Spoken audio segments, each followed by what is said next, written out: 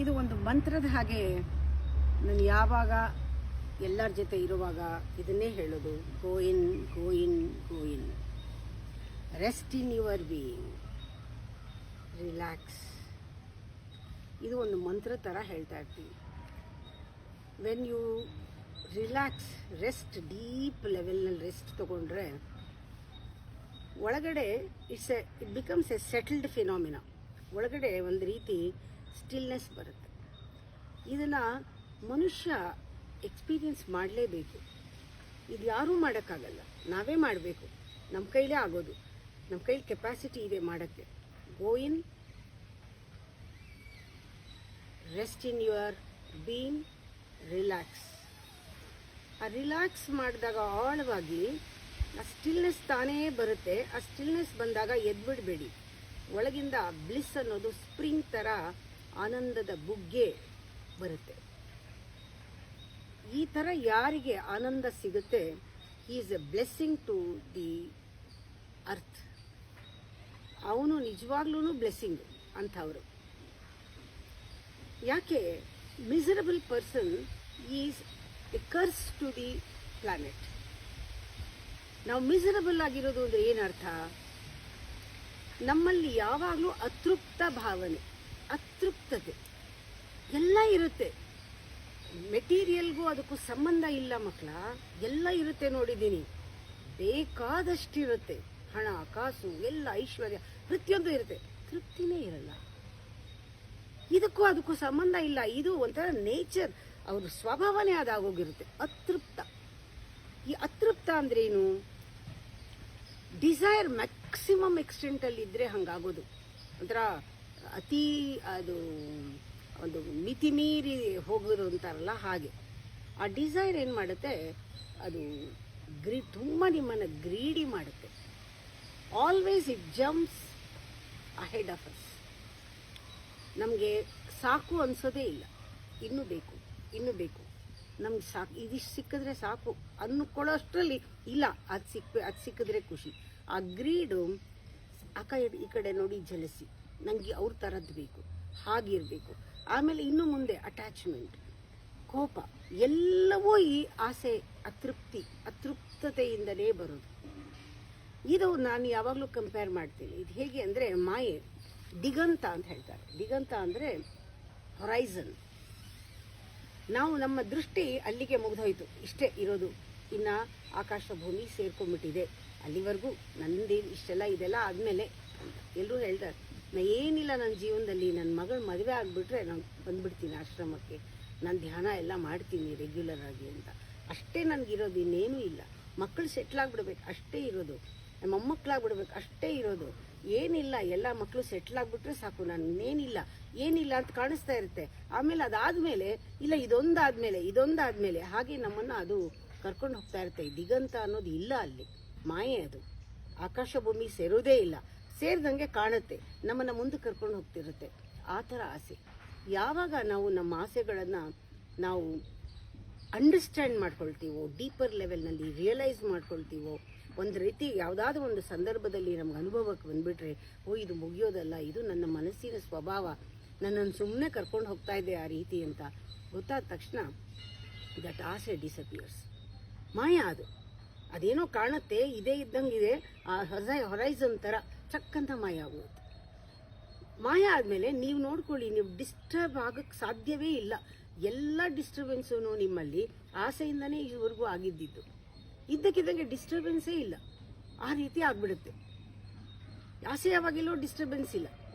ಅದಕ್ಕೆ ನಾವು ಒಂದು ಪೂಜೆ ಮಾಡಲಿ, ಅಥವಾ ಏನಾದ್ರು ಒಂದು ಕೆಲಸ ಮಾಡಲಿ, ಒಂದು ಹಬ್ಬ ಮಾಡಲಿ, ಅಥವಾ ಮಂತ್ರ ಹೇಳಲಿ, ಅಥವಾ ಧ್ಯಾನ ಮಾಡಲಿ, ನೀವು ಏನೇನು ಮಾಡ್ತೀರಾ ಎಲ್ಲವನ್ನೂ ಕೂಡ ಒಂದು ಮೆಡಿಟೇಷನ್ ಟೆಕ್ನಿಕ್ ಥರ ಬದಲಾಯಿಸ್ಕೊಂಡ್ಬಿಡ್ಬೇಕು.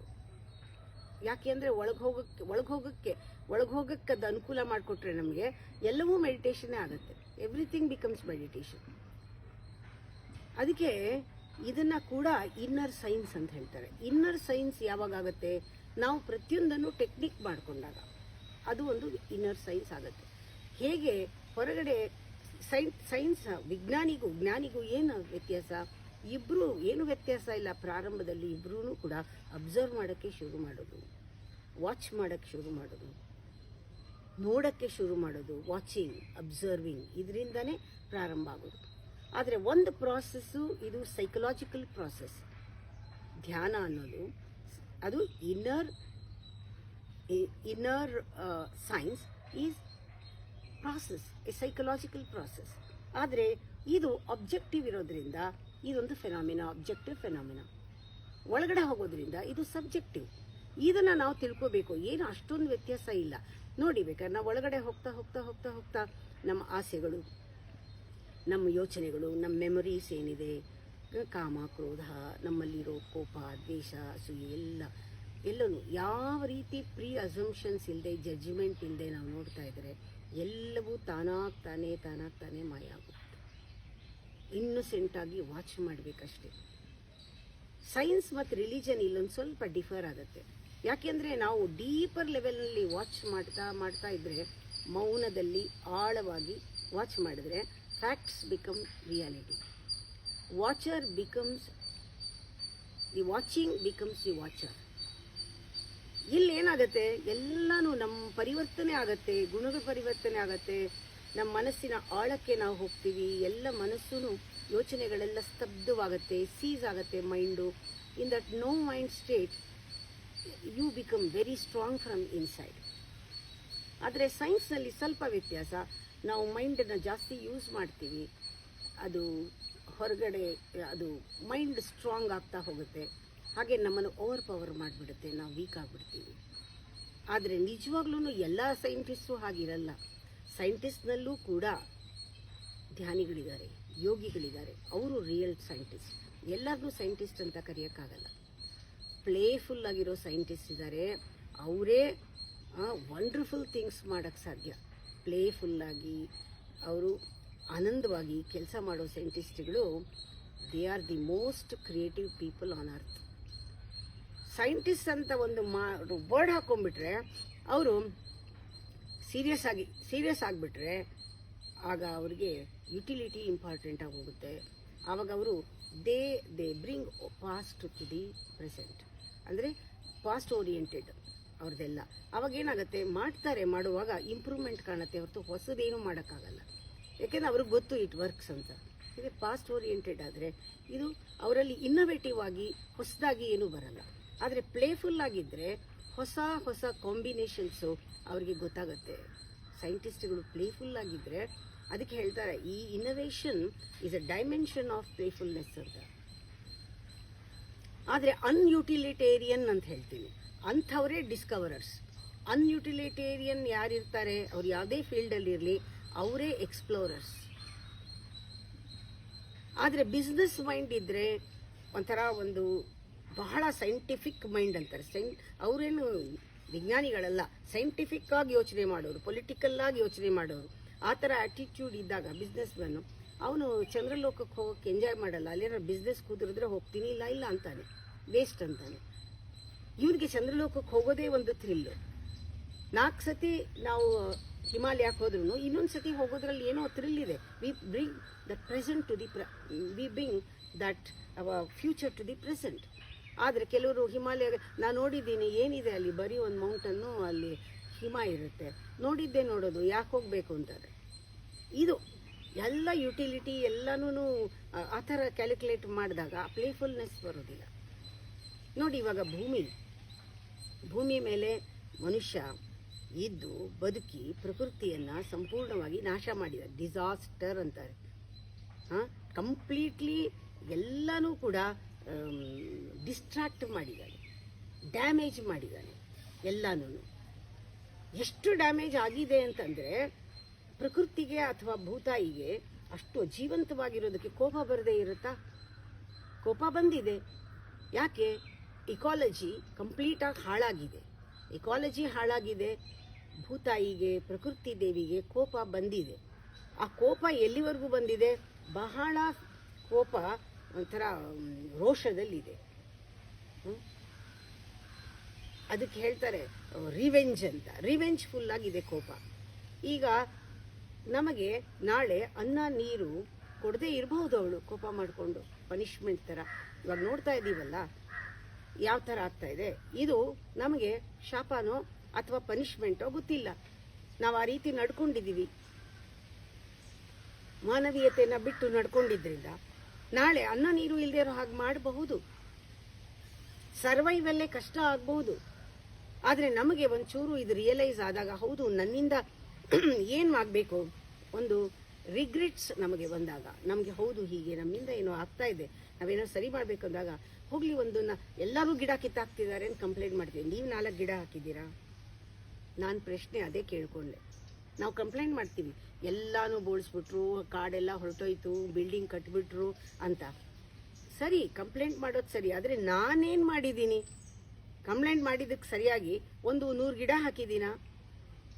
ಇವತ್ತು ನಾವು ಯುಟಿಲಿಟಿ ನೋಡ್ತೀವಿ. ನಾವಿರುವಾಗ ಅದೇನೋ ಹಣ್ಣು ಕೊಡುತ್ತಾ ಅಂತ ನೋಡ್ತೀವಿ. ಯಾರೋ ಕೇಳಿದ್ರು, ನಿಮ್ಗೆ 70 ವರ್ಷ ಆಯಿತು, ಇವಾಗ ಗಿಡ ಹಾಕ್ತಿದ್ದೀರಾ, ಅದೇನು ನಾನು ಫಲ ಕೊಡಲ್ಲ ನಿಮಗೆ. ಫಲ ಕೊಡೋಕ್ಕಲ್ಲ, ಭೂತಾಯಿಗೆ ಒಂದು ಸ್ವಲ್ಪ ಇವ್ರನ್ನ ಹಾಸ್ಪಿಟಲ್ ಆಗಿ ನೋಡ್ಕೋಬೇಕು ಅಂತ ಅನ್ನಿಸ್ಲಿ, ಕಂಪ್ಯಾಷನ್ ಬರಲಿ. ನಾವು ತಪ್ಪು ಮಾಡಿದ್ದೀವಿ, ಸರಿ ಮಾಡೋಕ್ಕೆ ಸಾಯೋದ್ರೊಳಗೆ ಒಂದಿಷ್ಟು ಹಕ್ಕಿ ಪಕ್ಷಿಗಾದ್ರೂ ಮನೆ ಆಗುತ್ತೆ. ನಾವು ಹೋದ್ರೂ ಇಲ್ಲೇನಾದರೂ ಒಂದು ಭೂಮಿ ಮೇಲೆ ಒಳ್ಳೇದಾಗಲಿ ಅನ್ನೋದು. ಈ ಒಂದು ಭಾವನೆ ನಮ್ಗೆ ಯಾವಾಗ ಬರುತ್ತೆ ಆವಾಗ ಯುಟಿಲಿಟಿ ಹೊರಟೋಗುತ್ತೆ. ನಮ್ಮ ಹಿಂದೆ ಈ ದೇಶ ಬಹಳ ಹಳೇದು. ಪ್ಲೇಫುಲ್ ಆಗಿ ಇದ್ರು ಜನ ಎಲ್ಲ. ಪ್ರಾಕ್ಟಿಕಲ್ ಆಗಿ ಯೋಚನೆ ಮಾಡಿ, ವೆಪನ್ಸ್ ಇಟ್ಕೊಂಡು ಪ್ಲೇಫುಲ್ ಆಗಿರೋಕ್ಕಾಗಲ್ಲ. ಕೈಯಲ್ಲಿ ವೆಪನ್ಸ್ ಇಟ್ಕೊಂಡು ಪ್ಲೇಫುಲ್ ಆಗಿರೋಕ್ಕೆ ಸಾಧ್ಯವೇ ಇಲ್ಲ. ಹಿಂದಿನ ಕಾಲದಲ್ಲಿ ಅದಕ್ಕೆ ಹೇಳ್ತಿರ್ತೀನಿ ಎಲ್ಲರಿಗೂ, ನೀವು ಜೀವನದಲ್ಲಿ ಜಗಳನ ಆಡಿ ಆಟದ ಥರ, ಜಗಳನ ಕಾಯ್ಬೇಡಿ ಅಂತ. ನಾವು ಕೈಯಲ್ಲಿ ವೆಪನ್ ಇಟ್ಕೊಂಡು ಆಟ ಆಡಿದ್ರೆ ಜಗಳ ಕಾಯೋದಾಗತ್ತೆ, ಆಡೋಕ್ಕಾಗಲ್ಲ. ಹಿಂದಿನ ಕಾಲದಲ್ಲಿ ಬೋ ಇನ್ಸ್ಟ್ರೂಮೆಂಟ್ ಆಗಿತ್ತು. ಬರ್ತಾ ಬರ್ತಾ ಏನಾಯಿತು, ವೆಪನ್ ಆಯಿತು. ಚಕ್ರನ ಆಟ ಆಡ್ತಿದ್ರು, ಆಮೇಲೆ ವೆಪನ್ ಆಯಿತು. ಹಿಂದಿನ ಕಾಲದಲ್ಲಿ ಬಟ್ಟೆ ನೇಯೋರು ಬಟ್ಟೆ ಕಂಡೇ ಹಿಡ್ದಿರಲಿಲ್ಲ. ಆವಾಗ ಮೆಟಲ್ಸ್ನ ಗೋಲ್ಡ್, ಸಿಲ್ವರ್ ಅದೆಲ್ಲಾನು ಆರ್ನಮೆಂಟ್ಸು ಬಟ್ಟೆ ಥರ ಎಲ್ಲ ಕವರ್ ಮಾಡ್ಕೊಳ್ಳೋರು ಮೈಗೆಲ್ಲ. ಎಷ್ಟು ಅದರಲ್ಲಿ ಪೊಯಿಟಿಕ್ ಇದೆ, ಎಷ್ಟು ಪ್ಲೇಫುಲ್ನೆಸ್ ಇದೆ. ಇವಾಗ ಯುಟಿಲಿಟಿ ಆಗಿದೆ. ನಾವು ತಿಳ್ಕೋಬೇಕು, playfulness was the older than this workaholic life ಅಂತ. ಆವಾಗ ನಮಗೆ ಗೊತ್ತಾಗತ್ತೆ ನಿಜವಾದ ಸೈಂಟಿಸ್ಟು ಕೂಡ ಯೋಗಿನೇ. ನಾವು ಸೈಂಟಿಫಿಕ್ ಆಗಿ ಥಿಂಕ್ ಮಾಡೋದಲ್ಲ, ಅಥವಾ ಸೈನ್ಸ್ನ ಬ್ಲೈಂಡ್ ಆಗಿ ತಗೊಳ್ಳೋದಲ್ಲ, ಅದನ್ನು ಉಪಯೋಗಿಸ್ಬೇಕು. ಇವಾಗ ಮೈಕ್ರೋಸ್ಕೋಪು ಅದು ಹೇಗೆ ಕೆಲಸ ಮಾಡುತ್ತೆ ಅಂತ ಗೊತ್ತಾದರೆ ತಾನೇ ನಾವು ಅದರಲ್ಲಿ ಬ್ಯಾಕ್ಟೀರಿಯಾಗಳನ್ನ ನೋಡೋಕ್ಕೆ ಸಾಧ್ಯ. ಹಾಗೆ ಈ ಬಾಡಿ ಒಂದು ಮೈಕ್ರೋಸ್ಕೋಪ್ ಥರ, ಇದನ್ನು ಉಪಯೋಗಿಸ್ಕೊಂಡು ಒಳಗಡೆ ಏನಿದೆ ಸೂಕ್ಷ್ಮವಾಗಿ ನಾವು ನೋಡೋಕ್ಕೆ ಸಾಧ್ಯ. ಇದು ಒಂದು ಸೈನ್ಸೇನೆ, ಬಹಳ ದೊಡ್ಡ ಸೈನ್ಸು. ಇಡೀ ಯೂನಿವರ್ಸ್ ಇದರೊಳಗಿದೆ ಅನ್ಬೇಕಾದ್ರೆ ಇಲ್ಲಿಂದಾನೇ ಯಾಕೆ ಪ್ರಾರಂಭ ಮಾಡಬಾರ್ದು?